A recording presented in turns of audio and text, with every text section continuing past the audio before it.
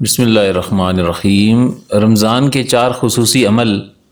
अक्सर लोग पूछते हैं कि रमज़ान में क्या वजीफ़ा पढ़ें, क्या अमल करें, जबकि हुज़ूर ख़ातमुन नबीयीन नबी रहमत सल्लल्लाहु अलैहि वसल्लम ने हमें वज़ाइफ़ रमज़ान अता फ़रमाए हैं, तो हमें कोई और वजीफ़ा तलाश करने की ज़रूरत नहीं है, क्योंकि आप सल्लल्लाहु अलैहि वसल्लम के बतलाए हुए वजीफ़ों से बढ़कर कोई वजीफ़ा नहीं। सबसे अच्छा वजीफ़ा यही है।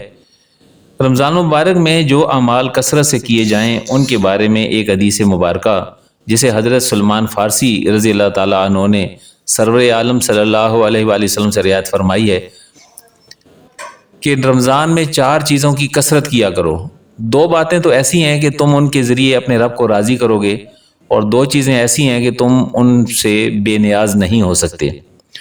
पहली 2 बातें जिनके ज़रिए तुम अल्लाह ताला को राज़ी करोगे वो ये हैं। नंबर 1, कसरत से ला इलाहा इल्लल्लाह पढ़ना, ला इलाहा इल्लल्लाह की गवाही देना। बुजुर्गान दीन ने कसरत की जो तादाद बताई है वो कम से कम 3 तस्बीह है, क्योंकि अरबी में जमा 3 से शुरू होता है, इसलिए कम से कम 3 तस्बीह ला इलाहा इल्लल्लाह की रमज़ान मुबारक में या आम ज़िंदगी में भी पढ़ सकते हैं, लेकिन रमज़ान मुबारक में कसरत से ला इलाहा इल्लल्लाह की गवाही देना शामिल है। नंबर 2, कलमा इस्तग़फ़ार की कसरत करना। अस्तग़फ़िरुल्लाह ताला रब्बी मिन कुल्लि ज़ंबिन व अतूबु इलैह। और 2 चीज़ें जिनसे तुम बेनियाज नहीं हो सकते वो ये हैं। नंबर 3, अल्लाह करीम से कसरत से जन्नत मांगने की दुआ करना। और नंबर 4, दोज़ख से कसरत से पनाह मांगना।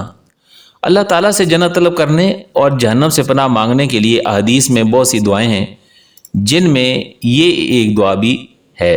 अल्लाहुम्मा इन्नी असअलुकल जन्नता व मा क़र्रबा इलैहा, अल्लाहुम्मा इन्नी आऊज़ु बिका मिनन नारि व मा क़र्रबा इलैहा। ऐ अल्लाह, हम आपसे जन्नत का सवाल करते हैं और जन्नत वाले आमाल का सवाल करते हैं, और जहन्नम से पनाह चाहते हैं और जहन्नम में ले जाने वाले आमाल से पनाह चाहते हैं। उम्मीद है कि आपको ये वीडियो पसंद आई होगी। अस्सलामु अलैकुम व रहमतुल्लाहि व बरकातुहू।